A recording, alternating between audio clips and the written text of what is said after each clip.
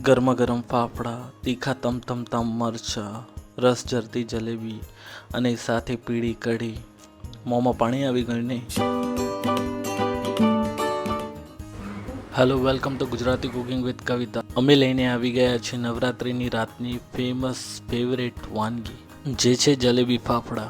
અઢી કપ ચણાના લોટમાં આપણે અડધી ટીસ્પૂન અજમો એડ કરી લઈશું. ફાફડા માટે મોયણ બનાવવા માટે આપણે અડધા કપ પાણીમાં 1 ચમચી મીઠું, 1 ચમચી ખાવાનો સોડા, 3 ચમચી ઓઇલ મિક્સ કરીને વ્હાઈટ મિક્સચર આપણે બનાવીશું. આ મિક્સચરને સરસ રીતે મિક્સ કરી લેવાનું છે અને પછી આપણે એને ચણાના લોટમાં એડ કરી દઈશું. આપણે ધ્યાન રાખવાનું છે કે આપણે ફાફડા માટે કડક લોટ બાંધીશું. ઢીલો બંધાશે તો આપણા ફાફડા સરસ રીતે નહીં પડે અને જે પણ વાસણ તમે યુઝ કરશો એમાં નીચે ચોંટી જશે. જોઈ શકો છો, આ કડક લોટ બંધાઈને તૈયાર છે, પણ આમાં આપણને સ્ટ્રેચેબિલિટી જોવા નહીં મળે. ફાફડાના લોટમાં સ્ટ્રેચેબિલિટી હોવી જોઈએ, જેના માટે આપણે એક પાટલા પર લોટને મૂકીને એમાં તેલ એડ કરતા રહીશું અને ધીરે ધીરે એને ગૂંથતા રહીશું. લોટને સરસ રીતે ગૂંધીને એક રસ કરવાનો છે આપણે, તો જેટલું થાય એટલું એને ગૂંથતા રહીશું. 10 થી 15 મિનિટ આ પ્રોસેસને આપણે રિપીટ કરવાની છે. તમે એક પથ્થરનો વાટો લઈને આ લોટને ગૂંથશો તો એની સ્ટ્રેચેબિલિટી હજુ વધી જશે. આ એક ખૂબ જ જૂની ટેકનિક છે જેનો તમે યુઝ કરી શકો છો. હવે આપણે લોટનો દડો વાળીને એને લગભગ 15 થી 20 મિનિટ સુધી રેસ્ટ થવા દેવાનો છે.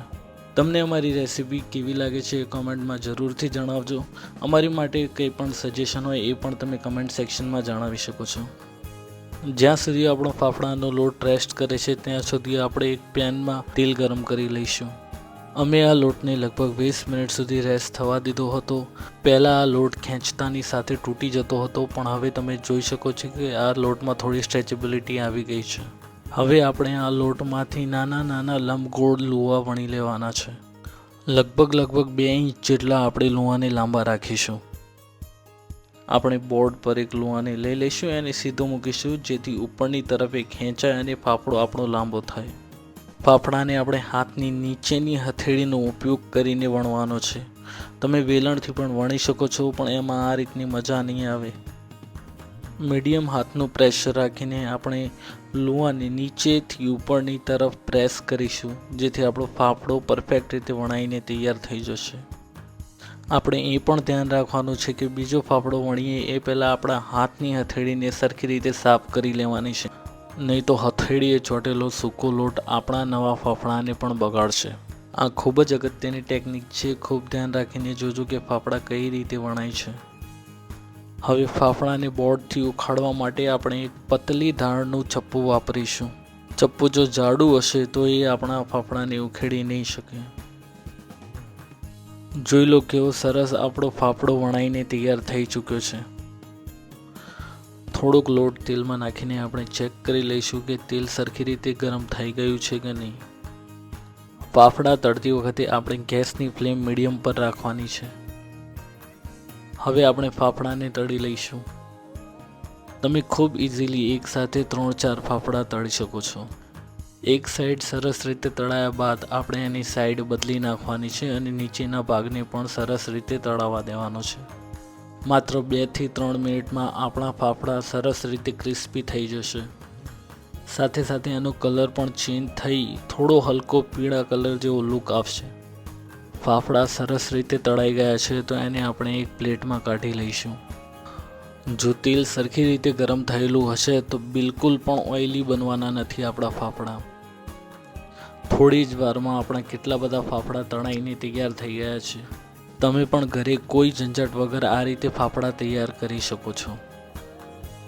હવે આપણે આ જ તેલમાં સરસ તીખા મરચાં તળી લઈશું. આપણે સરસ રીતે ધોઈને આખા મરચાંનો જ યુઝ કરીશું, એના ડુંડા કે એવું આપણે નહીં હટાવીએ. આ મરચાંને આપણે લગભગ 2 થી 3 મિનિટ સુધી તેલમાં ફ્રાય થવા દઈશું અને પછી કાઢી લઈશું. ફાફડા સાથે તળેલા મરચાં ખાવાની મજા જ કંઈ ઓર હોય છે. મરચાં ઉપર આપણે અડધી ટીસ્પૂન મીઠું અને અડધી ટીસ્પૂન ધાણા જીરું સ્પ્રિંકલ કરી લઈશું. આપણા મરચાં તૈયાર છે દોસ્તો. ફાફડાનો મસાલો તૈયાર કરી લઈશું. એક બાઉલમાં 1 ચમચી મરી પાવડર, 1 ચમચી હિંગ અને અડધી ચમચી સંચળ મીઠું ઉમેરીશું. હવે આ મસાલાને આપણે ફાફડા પર સ્પ્રિંકલ કરી લઈશું. હવે આપણે બનાવી લઈશું ચણાના લોટની કઢી, જેને માટે એક બાઉલમાં 2 ટીસ્પૂન ચણાનો લોટ લઈશું. એમાં આપણે 1/4 ટીસ્પૂન લીંબુના ફૂલ એડ કરીશું, 2 ટીસ્પૂન ખાંડ લઈશું અને અડધી ચમચી હળદર એડ કરી લઈશું. જો તમને વધારે ગળી કઢી પસંદ હોય તો તમે ખાંડ થોડી વધારે પણ યુઝ કરી શકો છો.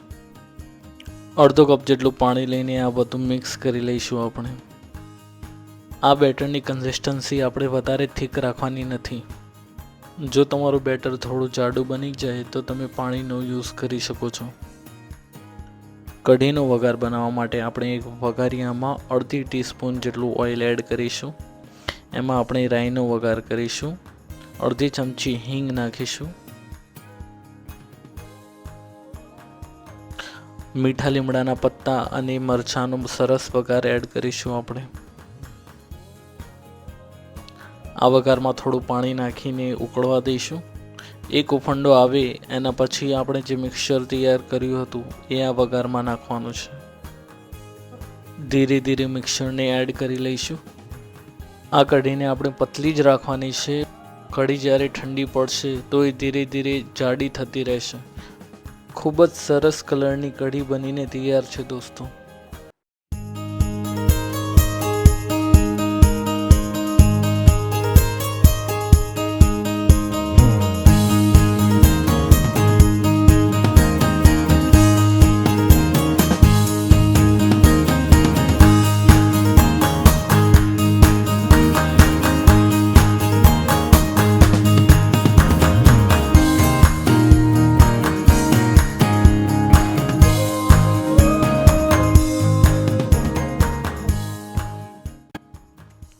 જલેબીનું બેટર બનાવવા માટે આપણે એક બાઉલમાં 1 કપ મેંદો લઈશું.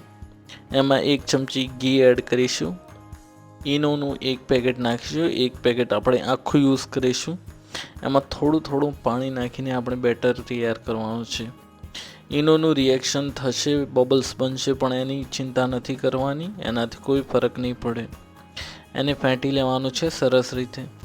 થોડું પાણી એડ કરતા રહીશું અને સરસ નોર્મલ કન્સિસ્ટન્સી વાળું આપણે બેટર યુઝ કરવાનું છે. વધારે થીક થઈ જશે તો જલેબી નહીં પડે અને વધારે પતલું થઈ જશે તો પણ જલેબી નહીં પડે. આપણું બેટર તૈયાર થઈ ચૂક્યું છે. આપ અહીંયા કન્સિસ્ટન્સી જોઈ શકો છો. બેટર થોડું પતલું લાગે તો આપણે મેદો યુઝ કરી શકીએ છીએ. હવે આપણે ગ્લાસમાં આ રીતે પ્લાસ્ટિકની બેગ સેટ કરવાની છે. બેગની એક સાઈડના કોર્નરવાળો ભાગ આપણે નીચે રાખીશું. પ્લાસ્ટિક બેગ થોડું થિકનેસવાળું હશે તો વધારે સારું રહેશે. આપણું બેટર આપણે આ બેગમાં ભરી લઈશું અને પછી આ રીતે પ્લાસ્ટિકની બેગને વાળવાની છે કે કોન શેપ બની જાય. જલેબી માટે ચાસણી આપણે તૈયાર કરીશું. એક નાના કપમાં 1.5 થી 2 કપ જેટલી ખાંડ લઈશું. એમાં ઇલાયચી પાવડર નાખીશું.